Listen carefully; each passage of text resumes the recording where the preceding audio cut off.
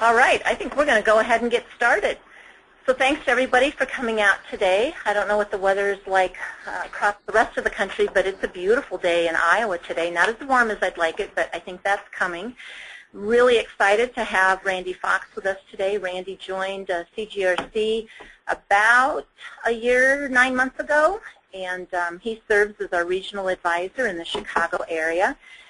Randy has a long list of accomplishments, and part of those, he started a group called Innovision in Chicago, and they dealt with very complex estate plans. He is also currently the editor for the Planned Giving Design Center, and if you have not heard of that, I want you to write that down, and I want you to go out to that website and see what they have. It is a phenomenal resource of planned giving materials and papers and connectivity, and Randy does a lot of interviewing of people from across the U.S., and those get posted out there. So I would highly recommend that you check out Planned Giving Design Center.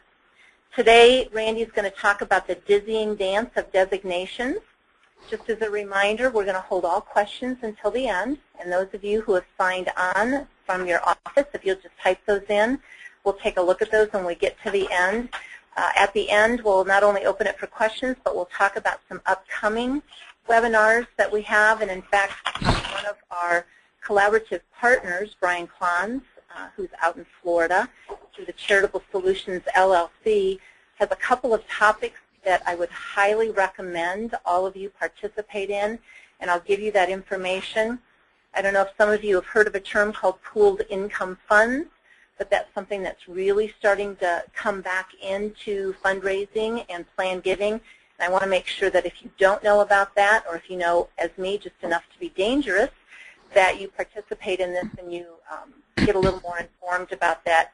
He's also going to talk about a new fund, and it's called the National Collection of Visual Art. Many of you who are in higher education or maybe work for museums know that you have collections of artwork or things that you're unable to display or use, but you need to keep because of the donor's intent. And Brian can help you find a new way of utilizing those items so that you can use them now in your nonprofit. So without further ado, Randy Fox, as I said, our regional advisor, he is coming to us live from Chicago, and I'm going to turn it over to him. Randy, it's all yours. Thanks, Sue. Gosh, I hope I'm live. I was last time I checked anyway. You're sounding good. Well, that's good. Hi, everybody, and good afternoon to some of you, and good morning, I guess, if you're in California or the Mountain Time Zone. It's a pleasure to be here today.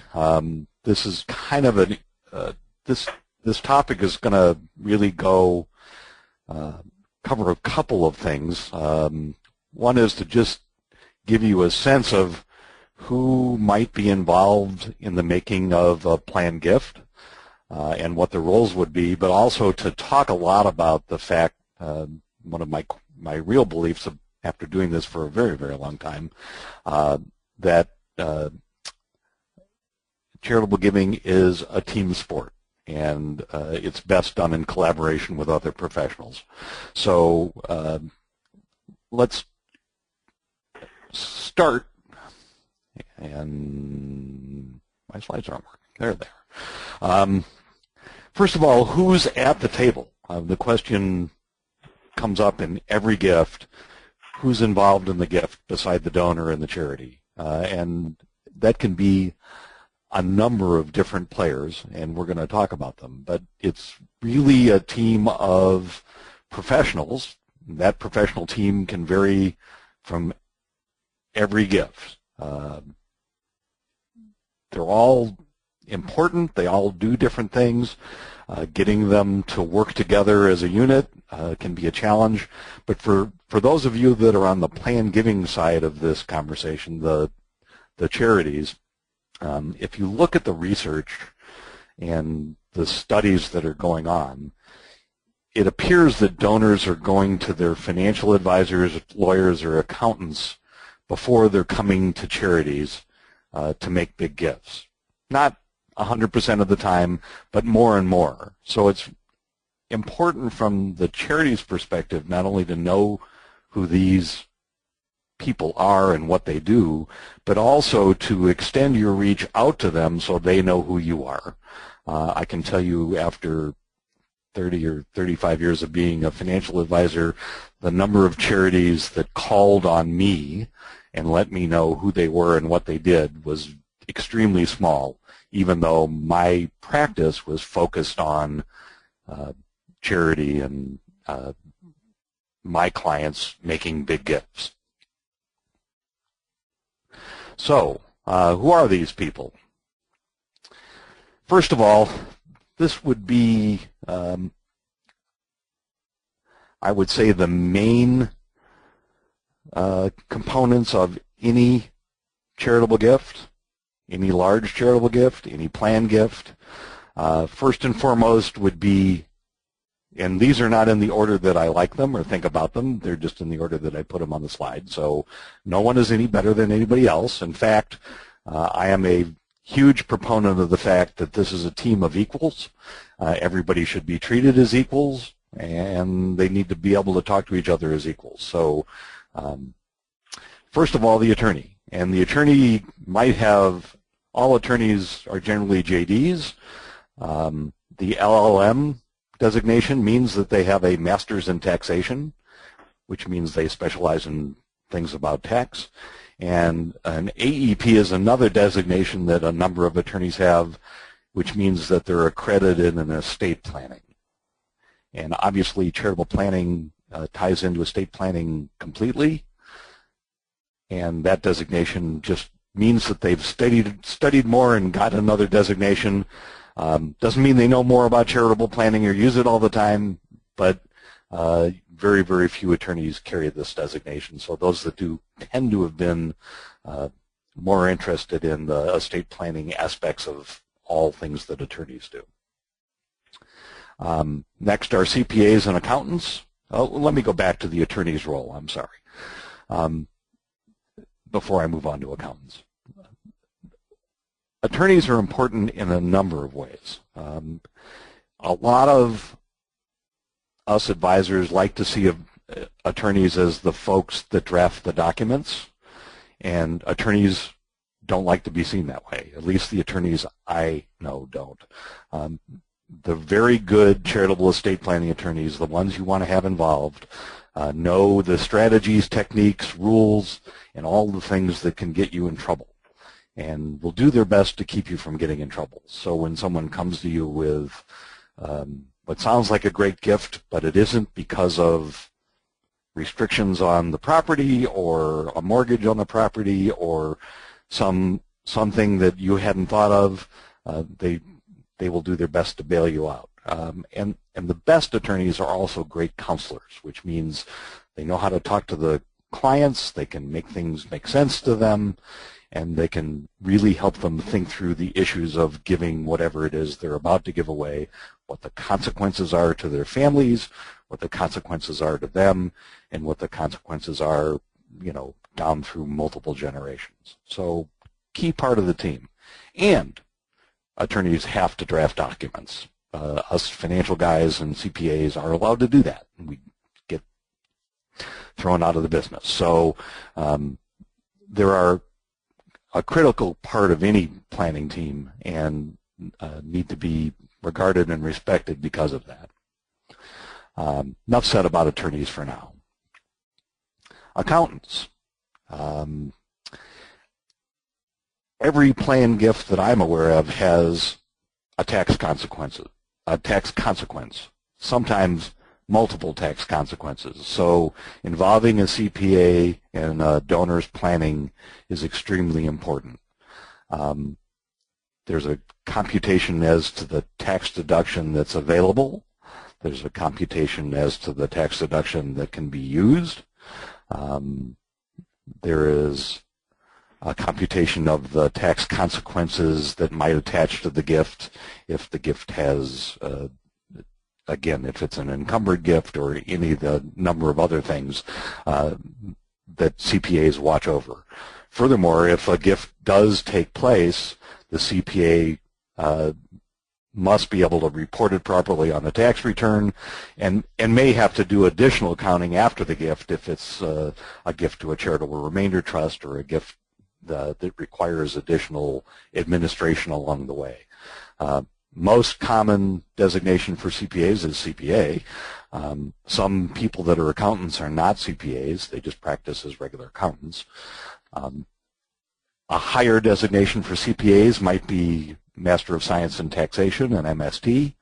There are a few other designations. Not very many accountants have them. PFS, Personal Financial Specialist, I think is the one the accountants use if they're also financial advisors. But again, a critical part of the team. Tax planning is very relevant to every planned gift. It's not what motivates people to give, but they certainly need to know the consequences of what the tax implications of any gift are now and into the future, and whether or not, there's ways to change the gift to make the tax outcome better, or to use different assets or any of those other kinds of things. Next, notice I put the financial advisor right in the middle. Totally accidental, I promise. Financial advisors seem to be at the center of many gifts with their clients. Clients often come to financial advisors because something's happening. They have a asset that's going to sell. They're getting ready to retire. They just inherited money. They have a business that they want to get out of, that the kids are going to take over. So the financial advisor is also a critical element of the transaction. And financial advisors, there are many different kinds of financial advisors, and some play a large role in a gift transaction, and some may only have a very small piece of the transaction. So we have to think about several of the variables here. The most prominent designation among financial planners is the CFP designation. It's been around the longest. It's now the most respected. There's an independent board that certifies financial planners and makes them follow a code of ethics and report their continuing education stuff and do all the things that financial planners should do to stay in line. And I was a CFP for 25 years. Since I don't practice kind of in that field anymore, I dropped my designation, but know what it takes to get it and know what it takes to keep it, and it's a valuable one. Newer on the horizon is something called a CAP, and this is the Charter Advisor in Philanthropy. It is offered by the American College, which also offers the CLU and CHFC and several other designations. There's not a long track record yet. The education's a good education. It is for people that are interested in philanthropy as part of their practice, which means the CAPs who brings you gifts should understand a great deal about what the consequences of the gift are, and should be able to understand parts of the transaction better than some other financial advisors might. So if you haven't seen that one before, it's relatively new. It's only been around 5 or 6 years, maybe a little longer. Next is the Chartered Financial Advisor. Chartered financial advisors tend to be the guys who manage portfolios of assets. So you'll see them on the money management side. Most of the mutual funds in the country are managed by CFAs. The people behind the scenes at Sherpa Investment Management are CFAs. It's a very technical, asset-based financial designation, hard to get, extremely rigorous testing and learning and education. Not necessarily well-rounded in financial planning, is my understanding, but it's an important part, because once a donor makes a gift, if it's to a charitable remainder trust or some other split income gift where they end up with a pile of cash from the sale of something, the coordination of their asset management is extremely important to them. So CFA is definitely part of a conversation in many charitable gifts. Last designation for financial advisors, and by the way, I didn't give them the most because I am one. That's just what's out there, are the CLU designation. And that's Chartered Life Underwriter. Those are people that specialize in life insurance generally. Not always, because you can get a lot of designations and then decide to go do something else with your life. But many CLUs focus on life insurance. And life insurance, again, is a extremely important component of many gifts. It's important because when donors give assets away, many of them feel like they're leaving their heirs out of the gift transaction. And so we often look at life insurance to replace the asset that was given away for the kids or to create liquidity for the estate for other purposes. It might be, if we do a life estate and a residence, that the children might want to buy the house back from the charity but not have enough cash to do it because they want to keep the house, but mom and dad want the income tax deduction and want that exit strategy in case the kids don't want the house. So life insurance, not good or bad, it's just could be part of a charitable gift transaction that comes along. Next is one that probably gets overlooked a lot, but appraisers are extremely important. Any gift of hard-to-value assets that's over $5,000 needs to be appraised. And so we need appraisers. And there are more appraisers, designations for appraisers than any designation that I could find. Different people appraise businesses than appraise real estate typically. There are some that do all or both. But valuation of a closely held business, valuation of hard-to-value interests like partnership interests or limited liability company interests or S corporation stock or closely held C corporation stock or an office building, all have to be handled by appraisers. If you have fine art or other objects, totally different kind of appraiser. So definitely part of the team, definitely need to be there. And last person on the page, but not the last person at all, is the plan giving officer. I believe that it's very important as we begin to get close to deciding on the type of gift and the type of structure that the gift is going to take, that we need to involve somebody at the charity. I think it's fair to let charities know that they're going to be a recipient of something. We want to make sure that they want what they're going to get. We want to make sure that we meet their gift acceptance policies, and we want to know, we want them to be part of the team so that they can also talk with our client about what they want to accomplish with the gift. The first 4 folks on the screen, all very technical. Most of us, and I will include myself, most of us are pretty bad at helping the client with their true vision for what the money is going to do when they give it to charity. And no one can do that better than the plan giving officers or the people at the charity. So we definitely want to have the charity as part of the team and have them involved in what we're talking about.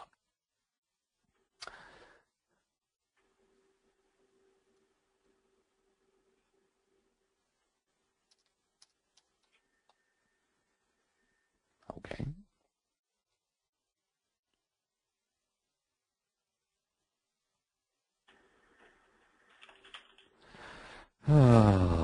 So more people that are involved. These may be less so but it's important to talk about them.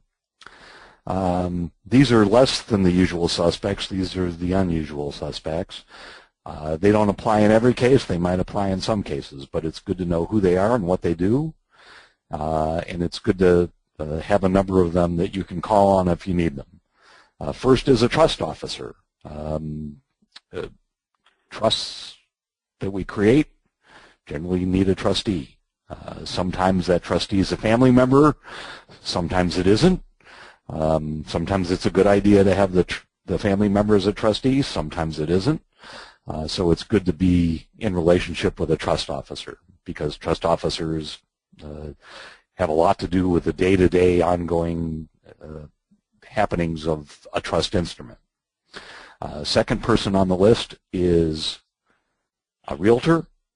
If you're doing a transaction with a piece of commercial real estate, or doing a transaction with a person's home through a retained life estate, then someone has to deal with the property, and no one knows this better than the folks that are realtors for a living and can transact what needs to be done. It could be a farm property. We still need someone who can help us either value the farm property or sell the farm property at its highest value.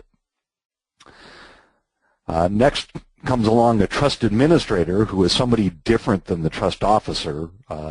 Trust administrators handle the day-to-day goings-on of many charitable vehicles, including charitable remainder trust, charitable lead trust, as Sue mentioned, pooled income funds, any of the trust instruments that are involved with charity need someone to handle the day-to-day accounting, the tax reporting, the keeping track of the four-tiered accounting that takes place in charitable remainder trusts. This person would be the same person that would handle the gift annuity payments for a gift annuity transaction. Any of those types of things has to be done by somebody. And so knowing someone who could handle the administration of the trust is extremely important. Next is an independent special trustee. These folks are used a fraction of the time, but they're very important. When a hard-to-value asset is transferred to a charitable remainder trust or a charitable lead trust, there are a number of tax rules that say that the donor can serve as his own trustee, but they can't serve as the trustee over that asset. They can't make the decision, so they need someone independent that will make the decision about what price the business is sold for, what price the real estate is sold for, what price the art is sold for, and that person has to be independent of them. So that's a person that can be appointed for a period of time and who can step out of the way after that takes place. Again, they're necessary to have and important to making the transaction run smoothly.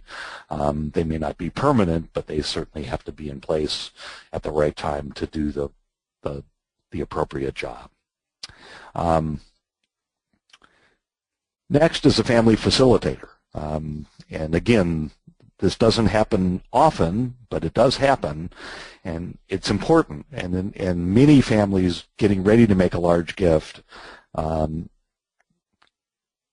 it creates quite an upheaval within the family. And as most of you know, many families don't communicate all that well about what the household or family finances are about.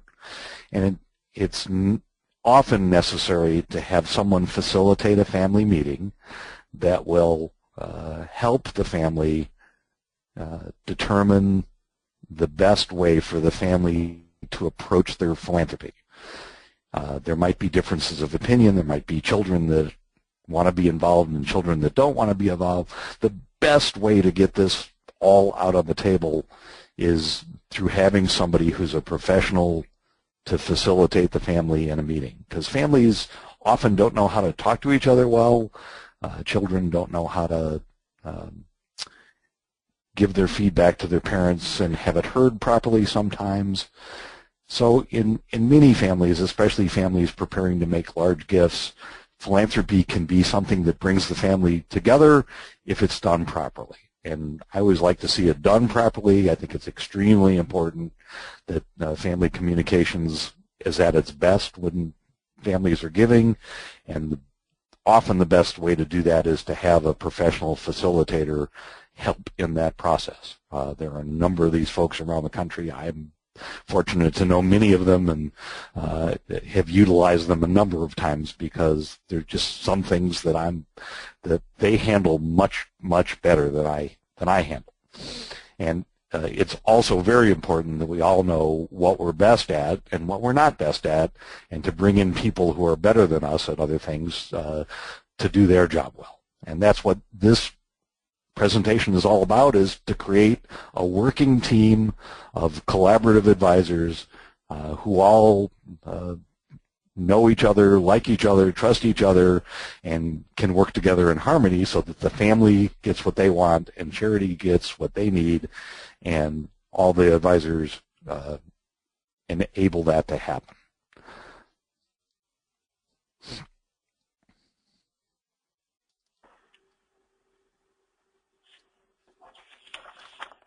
So one of the things that often gets asked is, who's the quarterback of this team? That's a word that gets thrown around a lot, and since we're in the middle of baseball season, I thought I would bring up my favorite sport. And it's funny because everybody thinks they're the quarterback. Most advisors say, I'm going to be the quarterback of my client's financial life. And after thinking about this for a long period of time and watching this kind of the fight over who's going to be the starter and who's going to be the second string and who's in charge, I've come to the conclusion, at least personally, that the people that should be in charge should be the donors. After all, it is their money. They're the ones that ultimately get to decide. Now, when we have a team, everybody has to take responsibility, and someone has to coordinate who does what and when it gets done. That's more of a coach than a quarterback to me. And I think one or two of the members of the team, that job gets handed off from each other over periods of time. While documents are being drafted, only someone can draft the documents. While taxes are being analyzed, only one person is analyzing the taxes. All that information has to come together in one place at one time, and it must be presented to the donors as a cohesive, good decision. But that I think is more coordination than quarterbacking. At least that's the way I'm going to talk about it. So I think ultimately it's the donors. It's the donors' decision. It's the donors' idea. It's the donors' money. It's the donors' charitable choice. We can give them ideas, but ultimately they have to make the final choice. So really what I've been talking about and will continue to talk about is that this is all about teamwork. The more smoothly the team works together, the easier it will be for the donors to make this big decision. Any obstacle that gets in their way slows the process down, has the donor have plenty of time to have second thoughts and change their mind and think it's too complicated and think that it's going to cost too much. So the better job that we can do working together as a team, the better off everybody's going to be in the entire enterprise. And that, unfortunately, after half an hour, or maybe fortunately, is the end of my formal presentation. I would be more than happy to answer questions and get feedback and start a conversation. All right, Randy, I'm just pulling up to see if there's questions out here. Oh, somebody says the audio is not working for them. You heard me. Oh, yeah, we heard you. Okay. Looks like I have it on here. I guess one thing I wanted to just throw in the mix, and I had never heard of this designation until this past week, but I had somebody call and ask if we were offering continuing education credits for CT SPs. I'm like, well, what the heck is that? Well, it's a certified trust officer and financial planner, and that certification comes through the American Banking Association. And that was one that I had not, you know what, I'm looking here.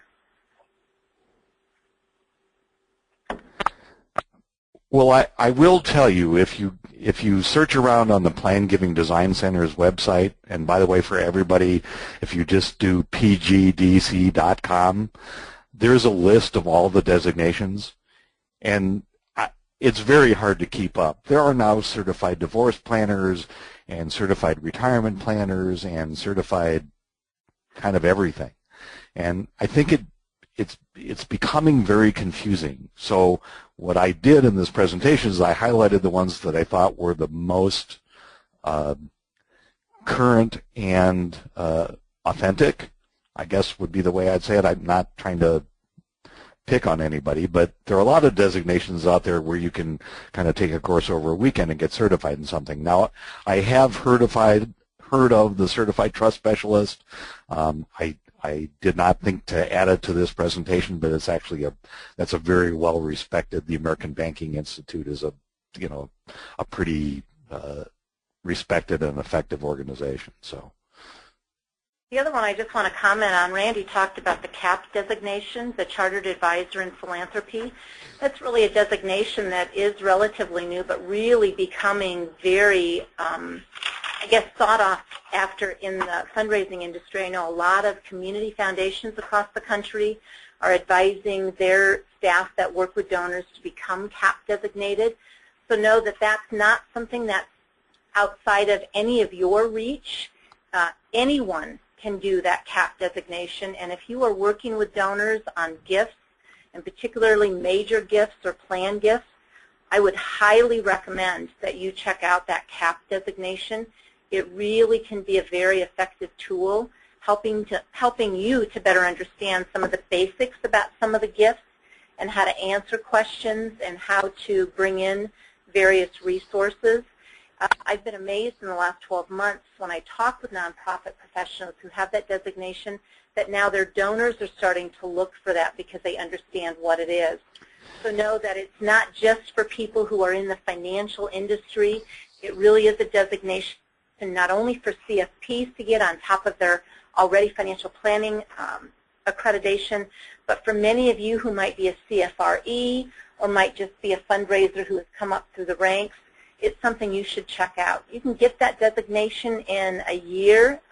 That would be probably the quickest way to do it, but most people it takes about a year and a half, 2 years to get that designation. Most of it's online, some really good faculty that help you through the various courses that are within that designation. But if you've not heard of that, I would recommend that you go out and you take a look at that. Yeah, and one of the things that I think is really good about the CAP is that financial advisors and people in charity are taking it, and what that means is you're going to be speaking the same language. And I think over my career, one of the big challenges that we've had is that a lot of people inside charities and financial advisors were speaking different languages. So it's common ground, and I think common ground is always good. Not that, it's going to teach you everything you need to know about all the plan gifts. Nothing does. But, it's a great introductory program about a lot of the factors, including how to talk to donors about their vision and their values, as well as some of the major gift ideas. So it's a well put together course. I obviously know the people behind it and have great respect for them. Other questions from here in the room? Are there anyone? Lisa. You mentioned, getting to know and networking with some of these advisors. Mm-hmm. I work for an organization that reaches statewide. Mm-hmm. So what's the best way to start doing that, or what's the most effective way to start networking with those? Randy, did you hear that question? I heard the question, Sue. Do you have an answer for that? I have a couple of things that come to mind, but yeah. I would just say the more that you can be a part of groups like a Planned Giving Council, really important. There are also estate planning groups and other groups, but a lot of it, Lisa, is just taking the initiative to stop into an office. If you have a donor that you know uses XYZ law firm and you happen to be in that community, stop by. Let them know that you've heard their name, that you know that they're interested in plan giving and helping people with their plan gifts. I think that's very meaningful, and they're going to remember that you took that extra step to do that. It is harder for some of us who work either on a statewide, but for the most part, just taking that individual initiative is really going to be really important. So don't ever hesitate to introduce yourself or to stop into an office, because I'm telling you, CPAs don't get a lot of traction in their offices except in, like, April. And when you walk in to just thank them for something, they are going to remember that you stopped in and you said that. So, yeah, the other group that you left out, Sue, I would add the Financial Planning Association chapters. Go to those meetings. That's where they are. It's really weird to be at a Financial Planning Association meeting and have someone there from a charity. It just doesn't happen. And so the way to get noticed is to be the only one there, right? That would be one of my ideas. And of course, there's, you can email, you could pick up the phone and call somebody and say, here's what I do, here's who I am, I'd love to talk to you for a few minutes. That takes longer, but if it's all over the state, that's probably the most efficient way.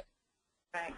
One of the other ways to really get into those groups is to offer them education. Right. There are so many financial professionals out there and estate planning professionals that aren't aware of some of the philanthropic tools that they can use, not because they've chosen not to be aware, but simply because it's never been a part of their professional training. So you as an organization, if you really step up and you say, I want to provide something to the financial planning professionals in my community or across the state, I would highly recommend that you do that. Again, you may have some of those people who come to that initial presentation, and a lot of it is out of maybe guilt from somebody else saying you really need to come, or a sense of obligation. But I'm telling you, there are very good attorneys and CFPs and CPAs across this country that don't know that there are some other plan giving tools out there that they could utilize. And when you bring that to the table, boy, they are going to remember you for that. So offer some free education for them. Bring them into your office or into an area in the community that you're a part of, and let them know who you are and what you do. Everybody needs these. Yeah, that's a great idea. And by the way, it's not hard at all to apply for CFP continuing education credits so that you could offer them an hour or two of CE credit. They all have to get it anyway. And if you can give it to them and it doesn't cost them anything, it's just another great way to open the door for the relationship.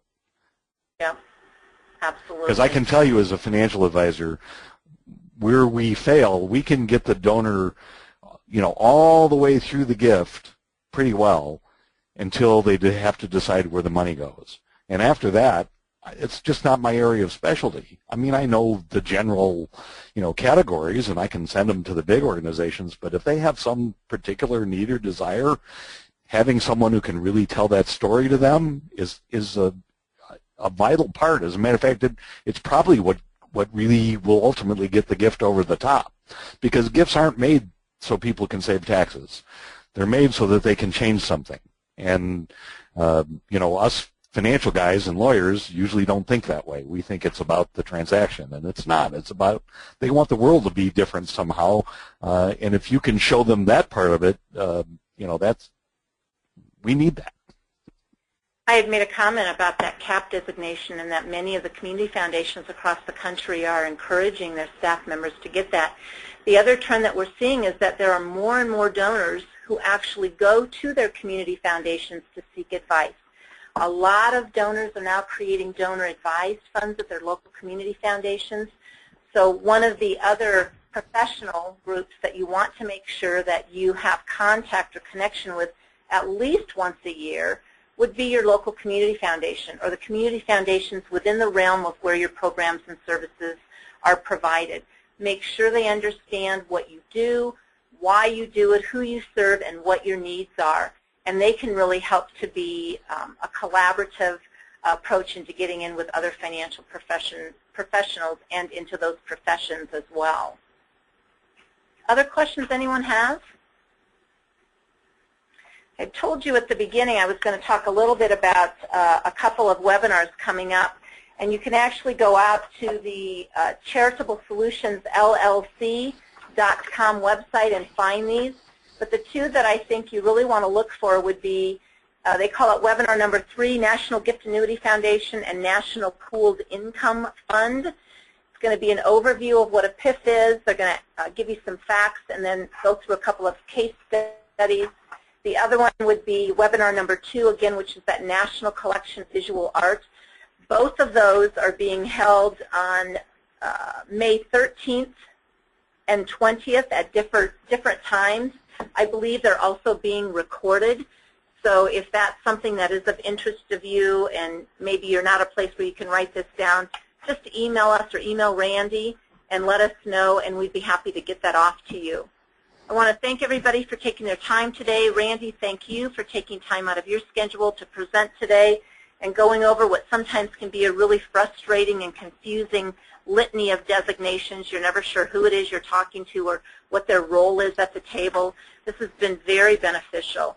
So with that, I'd like to wish, you're welcome, Randy. I'd like to wish everybody a great rest of the week, and we'll see you in May. Take care. Thanks everybody.